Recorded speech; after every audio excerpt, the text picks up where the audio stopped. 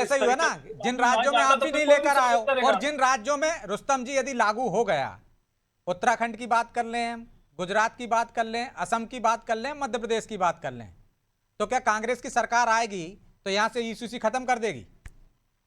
निश्चित तौर पर इस कानून को समाप्त कर दिया जाएगा ब्रजेश जी। ऐसा कोई भी कानून जो नागरिक नागरिक में भेदभाव करता है और धार्मिक समुदायों के बीच में विभाजन बढ़ाता है और किसी समुदाय की धार्मिक सांस्कृतिक पहचान को समाप्त करने का काम करता है, तो ऐसे कानून का कोई औचित्य नहीं रह जाता है। जिस तरीके से केंद्र की भाजपा सरकार ने कई कानूनों को खत्म कर दिए, वैसे ही कांग्रेस इस कानून को खत्म कर देगी। ठीक है गर्ग साहब, तो आप पूरे देश में कानून लेकर क्यों नहीं आए? और यदि आप लेके आए कुछ राज्यों में तो कांग्रेस की सरकार आएगी तो खत्म कर दिया जाएगा। ये सिर्फ 6% लोगों को टारगेट करने के लिए ला रहे हैं आप। देखिए, सपने देखने के लिए कांग्रेस स्वतंत्र है। संविधान सभा की बैठक में देखिए, कांग्रेस पार्टी बार बार संविधान की बात करती है। संविधान निर्माता बाबा साहब का अगर आप सम्मान करते हैं तो बाबा साहब तो जब संविधान का निर्माण हो रहा था तभी उन्होंने संविधान सभा की बैठक में कहा था कि यूसीसी लाना चाहिए। तो उस समय के मुस्लिम नेताओं ने कहा कि अभी चूंकि देश आजाद हुआ है, हम बहुत अपने आप को खड़ा नहीं कर पाए हैं, तो इसको अपन आगे के लिए स्थगित करते हैं, बाद में इस पर चर्चा करेंगे। अदरवाइज तो पहले ही आ जाता। तो या तो आप बाबा साहब का सम्मान नहीं करते। अच्छा, 2-3 चीजें हैं। अभी रुस्तम जी ने कहा संविधान के विरुद्ध। संविधान में लिखा हुआ था कि जब चूंकि टाला गया संविधान सभा के बाद उसको, उस समय यूसीसी को, तो उसमें था कि जब स्टेट चाहेगी, आर्टिकल 29 के साथ सामंजस्य नहीं बना सकता है। दोनों कानूनों में विरोध है, दोनों कानून विरोधाभासी है गर्ग जी। और बाबा साहब अंबेडकर और राजेंद्र प्रसाद जी ने यह भी कहा था कि संविधान कैसा है ये इस पर निर्भर करेगा कि वो किन हाथों में जाता है। जब तक कांग्रेस के हाथ में संविधान रहा तब तक देश उसकी संविधान की भावना के अनुरूप चलता रहा। और भारतीय जनता पार्टी जब सरकार में आई तो वो अपने हिंदुत्व के एजेंडे के अनुसार संविधान को चलाने की कोशिश कर रही है। लेकिन चला तो संविधान के अनुसार ही रहेगा ना।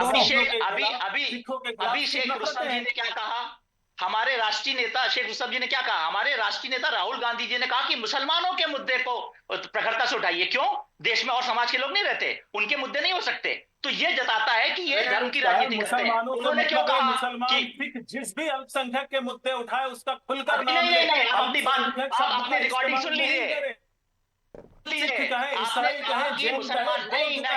और पहली बात तो है कांग्रेस धर्म की राजनीति नहीं करती है, कांग्रेस समग्रता की राजनीति करती है। लेकिन फिर रुस्तम जी क्यों कहते हैं कि मुसलमानों की बात उठाओ? अल्पसंख्यकों को पहला अधिकार है सरकारी संसाधनों पर। जी, ये सिर्फ एक मिसाल थी। हमारा कहना यह है कि अल्पसंख्यक कहकर नहीं, मुसलमान मतलब कांग्रेस। रेवंत रेड्डी ने क्या कहा? मन से कहा पब्लिक मीटिंग में, कांग्रेस मतलब मुसलमान, मुसलमान मतलब कांग्रेस। क्यों? तेलंगाना में और समाज के लोग नहीं रहते हैं। हेमंत विश्व शर्मा ने क्या कहा? हेमंत विश्व शर्मा ने क्या कहा था कि मैं मुसलमानों का काम नहीं करूंगा, मैं तो सिर्फ हिंदुओं का काम करूंगा। तो आपको ये बात तो कहने का अधिकार ही नहीं है इस रेवंत जी की इस बात का राष्ट्रीय स्तर पर या प्रदेश स्तर पर जिसमें धार्मिक स्तर पर भेदभाव होता हो। आप एक योजना बता दीजिए, राष्ट्र की या केंद्रीय सरकार की या राज्य सरकार की, जिसमें धर्म को लेकर भेदभाव होता हो। चाहे मकानों का आवंटन की बात हो, चाहे अनाज के आवंटन की बात हो, कोई भी योजना हो, बता दीजिए जिसमें धर्म के आधार पर भेदभाव होता है। और अभी इन्होंने वक्फ बोर्ड की बात करी है शेख रुस्तम जी ने। वक्फ बोर्ड के पास हिंदुस्तान में सबसे ज्यादा जमीन है।